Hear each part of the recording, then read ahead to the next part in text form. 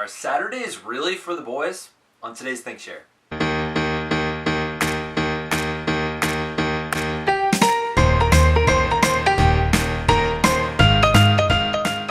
Hello and welcome to the Think Share. My name is Zach. I'm here to bring to you what I've been thinking about, reading about, listening to that doesn't belong in math class. If you're new to the channel, I invite you to subscribe.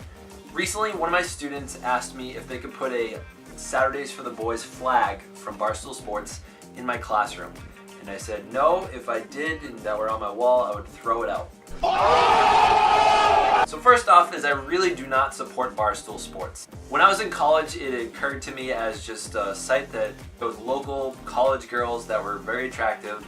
It showed some kind of funny articles about sports, and I wish someone had really pointed this out to me. Barstool Sports as a whole, and in terms of its history of some of the things produced, pretty misogynistic. For those that don't know what that word is, here's your definition. Misogyny is the hatred of, contempt of, or prejudice against women or girls. Some of the things he's posted before, not even gonna say them out loud. That's just to give you a little bit of a picture of what El Presidente or David Portnoy is and what he stands for. Let's talk about the phrase though.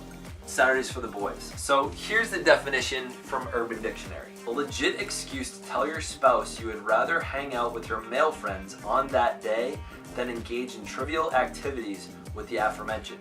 The example is spouse, hey, we're having dinner with my coworker Janet and her boring husband Ben tomorrow. The other person, can't do it darling, Saturdays are for the boys. Somehow they need it, this person needs an excuse, and this is their so-called excuse to get out of doing things on Saturdays. So it sounds more like they just have communication problems and can't say, you know, that's not really something I'm interested in, why don't we do something that we're both interested in? The type of people that do say that actually have a wife or a girlfriend, they have poor communication skills. For my students out there, I would hope you'd want better communication skills than using that phrase to kind of get out of things. Here's the second thing.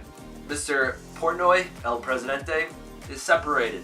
Not really surprising. He's one of the people that highly coins the phrase. He's the one selling the merchandise. He's probably the one saying it a lot. The last part I just want to address is the word trivial in that definition. Now I know it's not an official definition as it is Urban Dictionary, but if we think about the word trivial, that's assuming that whatever the guy is talking to his wife about, it sounds like it doesn't actually matter what she's doing. Anything she is doing must be trivial because she's his wife.